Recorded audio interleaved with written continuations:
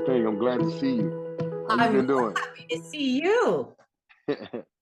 Hey, it's been a blessing. It's been a blessing.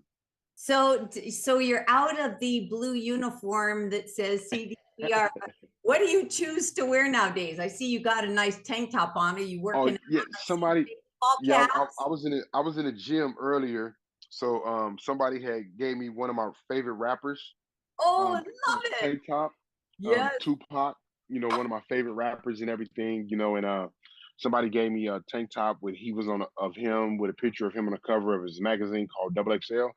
So I Uh-huh. use it. I use it to work out in, and I work out in the morning time to keep my body in good shape. But at the same time, whenever I've always had a good workout, Yeah. I have like calmness and relaxation because they say taking care of not just your mind, you got to take care of your body as well as your soul. So that's one of the main Now, focus. here's my question.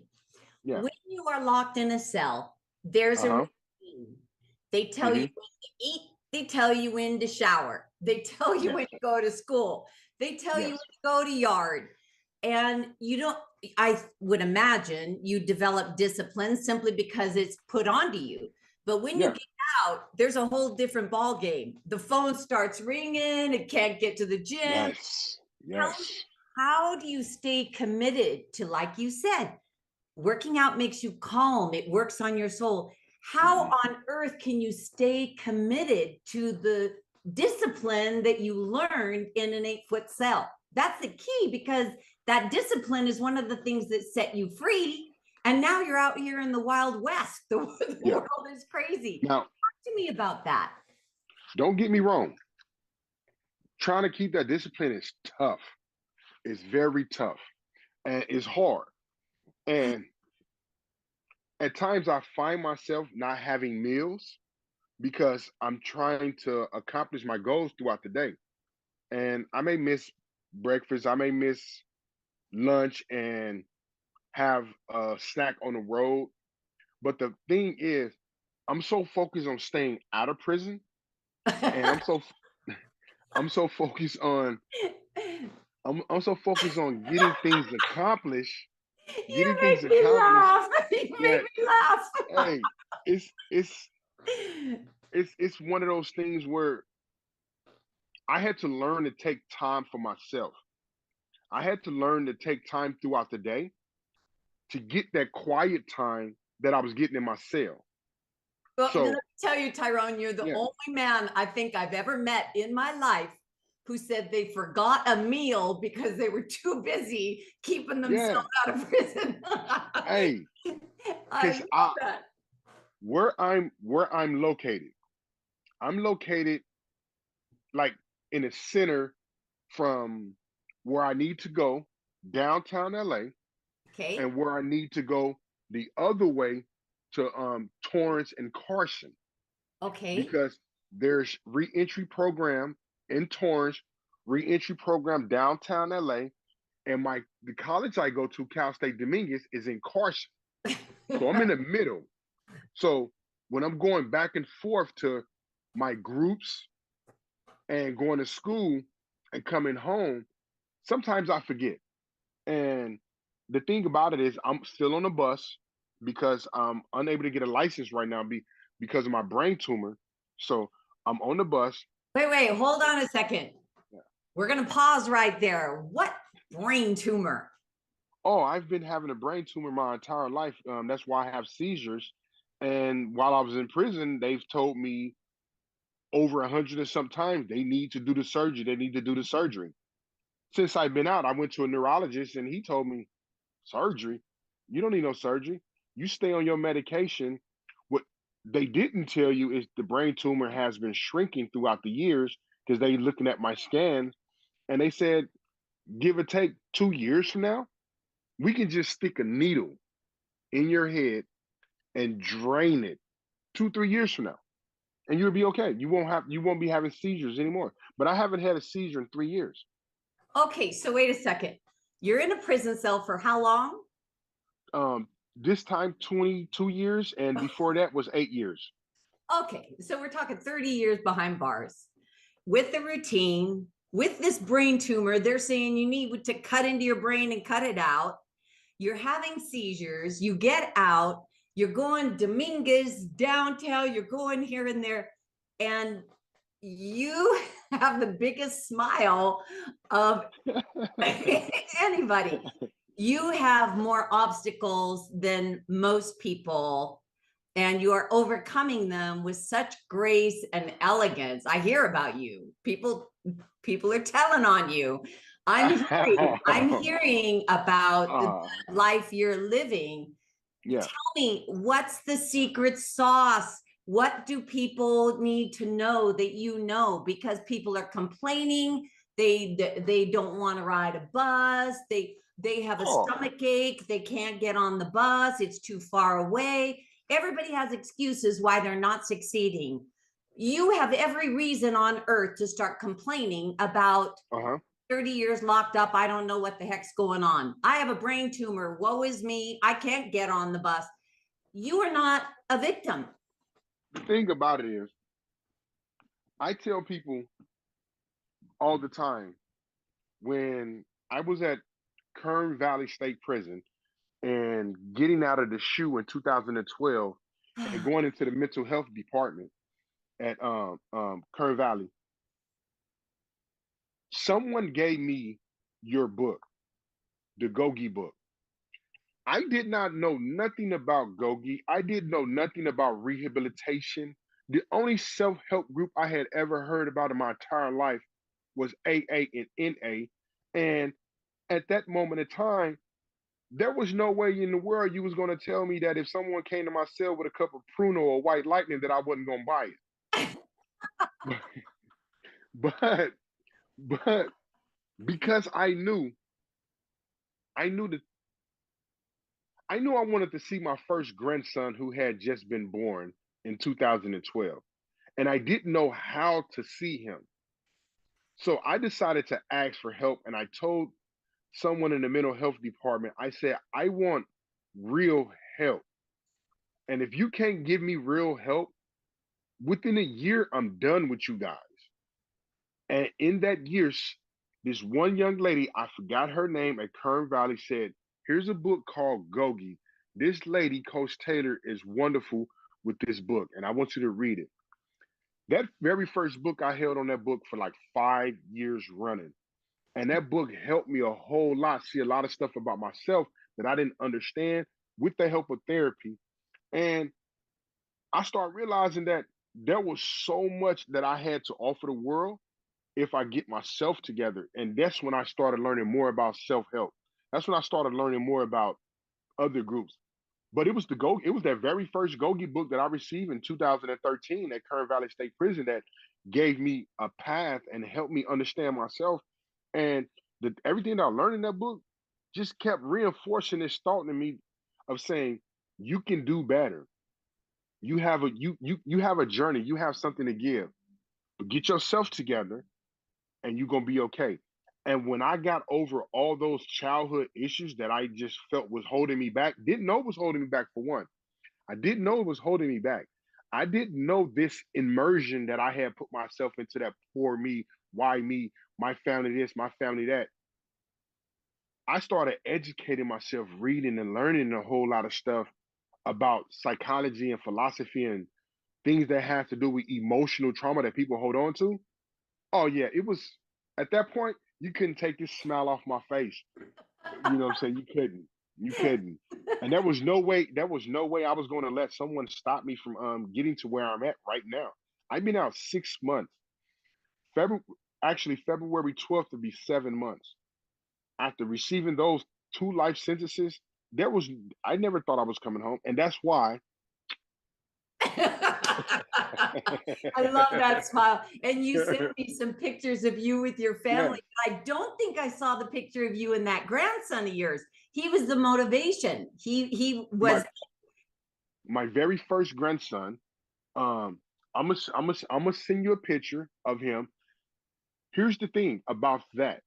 My son did not believe that he was biologically his. And my son went several years without any type of communication after the first year. it eats me up inside, and I'm just now working through the issues that are the guilt that I have over abandoning my son when my son was several months old. And here it is, 32 years later. Me and my son has a relationship, and I have a son relationship with all my grandkids, but he didn't have a relationship with his first son. And I told him, don't live in that regret. I know it's eating you up. And this is after he found out that it's his biological son. But it's been 4 years, 5 years since he's seen him. And I brought them together right before Christmas, and it's been wonderful. I brought them together last year, and I told my son, your first son, Akeem Maje, was my motivation to come home because I knew that I needed to make up with you. And it's been wonderful. I'm gonna send you that picture. I'm gonna send you that picture. I want to see it. You know, Yeah. for all of us, the journey is always inside. You know, when I wrote that book and the many that followed, and I asked for Yeah. contributions from incarcerated individuals, it always was that the solution is inside the individual. So I'm Yes. so happy you got that, because there is no other solution. I mean, it's nice to have God on our side. It's nice to have Hmm. Allah on our side, or the Hindu gods on our side. It's nice to have something bigger than us. But when it Yeah. comes right down to the choice, we got Uh-huh. to make it. We got to Yeah. make a choice. You correct about that. And that's one of the things that I was learning from that very first book. I was learning, if I don't decide to better myself, if I don't decide to educate myself, if I don't decide to let people help me see these things to help me heal, then okay, have a nice life in prison. It, continue continue to enjoy the little small crumbs of what you call freedom and be comfortable. Don't complain about being in prison. Don't complain about a cell search. Don't complain about not getting programmed in no yard, because you're the one that decided not to work on yourself. And now I sit here in this small room, bigger than that cell. It's Not much trans, bigger, not not much much bigger. You bigger. know, look. Let me show you. It's not much bigger. You know what I'm But it's saying? beautiful. Yes, exactly. You see what I'm saying? You know, I it ain't see much bigger. baseball caps on the Yes. mirror. Do you just You sit know, there and work out and lift your arms up and look at those arms? Is that what you're now doing I in the go. morning? Now I go in the garage. There's there's a there's a mirror in the garage. I go in the garage, get And on you the weight, flex it. real bench, real weights, treadmill and everything, and I enjoy myself. But the thing about being here is that, let me show you something. Just pay attention. I'm paying attention. You got all my attention here. I I just I just opened this door. I, I just walked outside my room. I'm in a hallway. when that when that door is locked, when that door locked, it's because I locked it. And that's one of the most important things about being out here right now. Don't get me wrong. The greatest joy that I have since getting out is spending time with my grandkids. This right here is my oldest granddaughter, Oh, she's beautiful. She looks so happy. and She's she made me this. beautiful. She said, Granddad, I want you to put this in your room. She said, every single time you think about doing something wrong, you look at that picture and you ask yourself, do you want to hurt me? I start crying. Oh I my started God. crying. She, Yes. she just turned 10 January 28th. She just turned 10. And I bought her a gang of beads and things like that. And, Uh-huh. she made me this bracelet right here that says Tyrone. You know, she made me a keychain bracelet, like to put this bracelet right here on my keychain and things. Beautiful. And she said, whenever you think about doing something wrong, ask yourself, do you want to hurt me? And if you don't want to hurt me, that means you don't want to hurt my big brother, her big brother, which is my very first grandson, Akeem Aje. And she said, then you don't want to hurt Leilani or Akeem Jr. She said, think about these things and focus on that because we love you with all our heart and we never want you to go back to jail. And she said to me, she said, as long as we doing good in school and being good kids, then you do good in college. You get a degree for us. Be the first one to get a degree. And I'm looking at her, I'm like, hey Viana, can I ask you a question? She said, yeah. I said, where did you learn all that stuff from? Are you talking to me like you talking to me like my parole agent, like my counselor or something, but you showing love with it. She was like, I don't know. I'm I just don't want you to go back to jail. the That's kid beautiful. the, She the, sounds like a GOGI coach.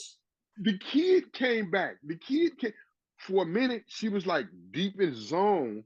Yeah. And that's one of my greatest, just my biggest, greatest joy about being out.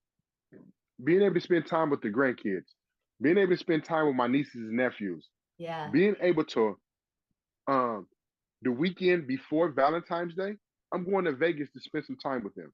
The weekend after Valentine's Day, I'm going to Vegas to spend some time with them again. And that's one of my greatest joys. My greatest joy about being out is being able to show this fourth generation Yeah. what can happen. Because I'm like this. To me, I consider myself the second generation of my family, which I'm really not. I'm the third generation, and there's two generations after me. But now it's the people that's 11 and under didn't get the don't didn't get to see Yeah. what I know now, and I'm trying to show them that. I'm trying to show them that. I'm trying to show them like, look, y'all moms, y'all dads, they had some struggles and things like that, but they've never been in prison like that, and they're working hard. They may not have gotten their degrees and high school diplomas, but they're watching me now and they're going to do these things. I got family members right now that's going to come to Vegas and participate in some of these self-help classes out here in LA, as well as do some of these re-entry programs to get the opportunity to put themselves in position to have resources now that we as prisoners have. Yeah. I love That's my that greatest so much. joy. So we have 22,000 students in the state of California. Yeah. And we've got many more that have now are home and many more that are coaches that are home. But there are those individuals who are sitting in an 8-foot cell, either solo or with a bunkie or with a cellie. They don't have a grandchild. They have alienated themselves from the family. The family says, my son is dead, or my daughter is dead. They have what they believe is no one. You had your grandson to motivate you to, I'm going to do it differently. Some people don't have someone like that to do it for. What is your suggestion for them? And then once we finish this time together, I'd like to come back in a few more weeks and I want to tap into a little bit more of your wisdom. I want this to air inside prisons, and I have Pelican Bay State Prison has agreed to air it. Hopefully every prison in the world will agree to air it, because what you're saying is some wisdom that can help somebody avoid 30 years of incarceration, help them be the first family member to ever get a college degree. That's what I think your message can do. So for that guy or woman that's sitting on that 2-inch mattress in that cold, steely toilet with that stupid, silly little mini desk, what do you have to say to them? They see nothing outside as being worth investing the journey. Okay, see, here's the thing. I have a huge family, but my family is still involved in gang activity and criminal behavior. I don't communicate with them. I talk to my grandkids and video time with them. But right here in this transition house, I'm at the Francisco homes. I'm in one of their homes. Right here within the Francisco homes and these reentry programs, I've created my own family. I've created my own family that helped me get through the things that I need to get through. Those that's sitting inside the cell that's wondering how can they do this, I can promise you one thing. The moment you get out here, these resources that you're going to find within the transition house, wherever you at, Amity, wherever you go to, those resources, you're going to find brothers and sisters that was with you inside those rooms at those groups, at those rehabilitation achievement groups. You're going to find somebody that was with you. You're going to find somebody that was with you in PIA working alongside of you or as a porter. This house I'm in right now, there's 4 individuals that I knew from prison that did what they were supposed to do to get out. And we're like this united front, this brother in arms. And there's a lot of female prisoners that are free that's in these groups with me, these reentries. I'm part of Scholars United at Cal State Dominguez, and we're all formerly incarcerated. It's a lot of women there that are getting their stuff together and building a career. So a choice. Again, we come back to choice. When I was inside that cell, I didn't have contact with my grandson. I just knew he existed. I didn't have contact with my son, but I knew he had I at the time I illegally had a cell phone and I was seeing on Facebook and I seen it. I didn't have a Facebook page or nothing like that. So that's how I knew that he existed. It was at that moment I made a choice for myself to do what I needed to do to come home to better myself so that I can have spend time with that with my grandson.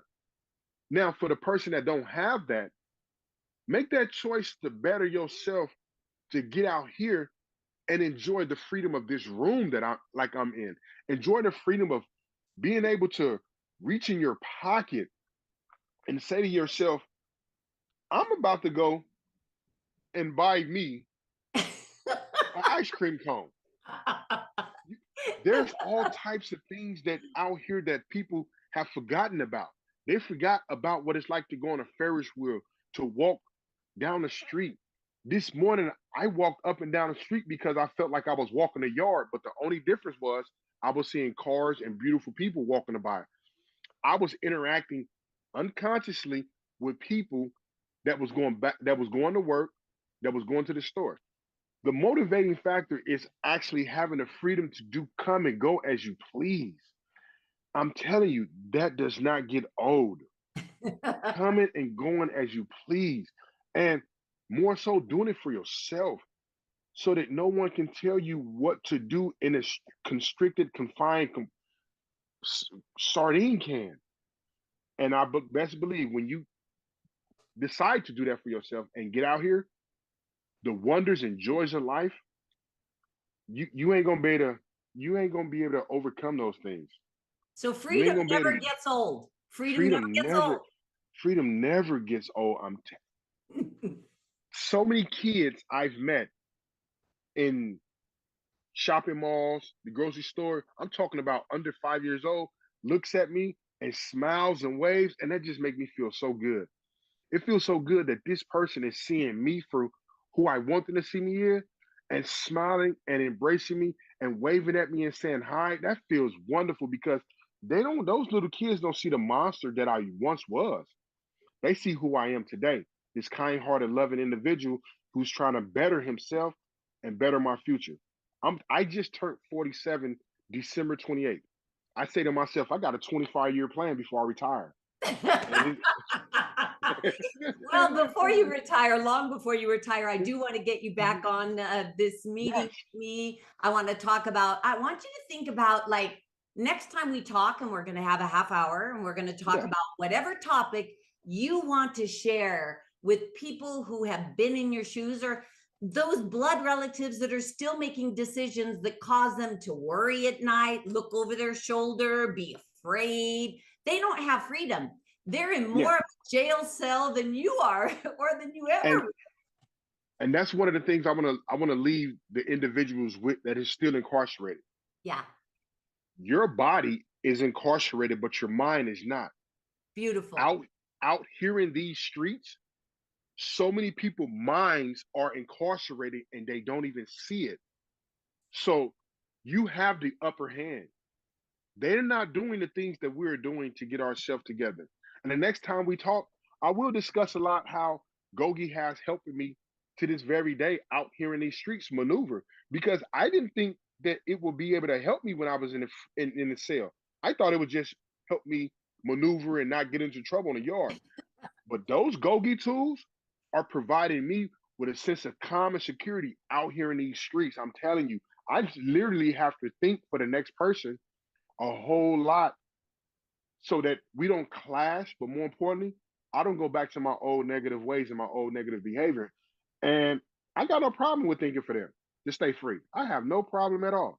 you I know? love it. Well, that's the epitome of getting out by going Yes, in. It's yes, getting out by going in. Whether you're incarcerated, not incarcerated, never been incarcerated, never knew an incarcerated person, or you're an LWOP, it doesn't matter.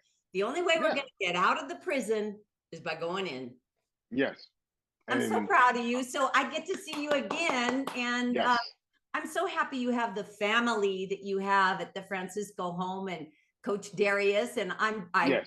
I'm going to be expecting his phone call. And then we'll check in hopefully within the next. Well, actually, I'm going to Calpat. We have about 100 guys doing GOGI and leadership. So I'm going to be on the road for a while. So you aren't going to see Okay. me for a bit, but we'll check back in. You know what? I want you to buy me a cup of coffee. Okay. Because you I'm can. I can now.